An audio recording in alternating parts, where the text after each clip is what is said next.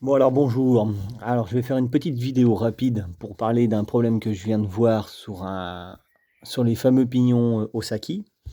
Donc, je viens de remonter un moteur et puis, donc je viens de monter le kit chaîne avant d'aller faire un essai et je me suis aperçu d'une chose, en croyant que c'était la boîte qui était fatiguée, qu'il faut faire attention avec les pignons Osaki. En fin de compte, ils sont mal usinés. Alors je vais expliquer pourquoi ils sont mal usinés. Je me suis retrouvé avec, au montage du jeu, sortie de boîte, au niveau du pignon comme ça, et en fin de compte, je me suis aperçu que l'usinage, ici, des cannelures, sur les pignons Saki, sont beaucoup plus petites que celles d'origine, ici.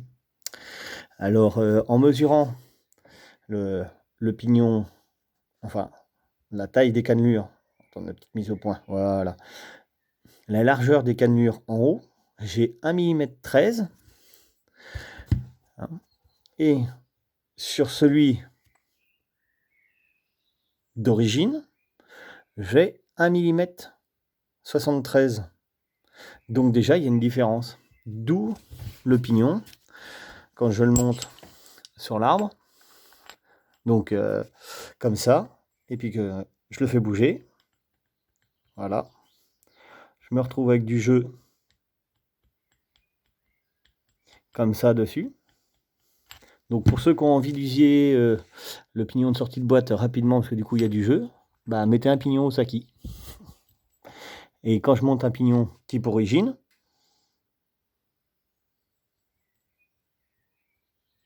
j'ai quasiment pas de jeu. Bon, hein, n'oubliez pas que le pignon, il n'est pas tout neuf non plus. La boîte, elle n'est pas toute neuve non plus, mais bon, quand même, hein. Pour ceux qui ont envie de continuer, alors c'est sûr, c'est très très beau, hein, parce que c'est anodisé bleu, rouge, doré. Mais bon, celui qui a envie d'user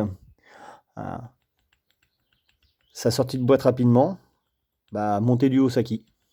Donc voilà, c'est tout ce que j'ai à dire.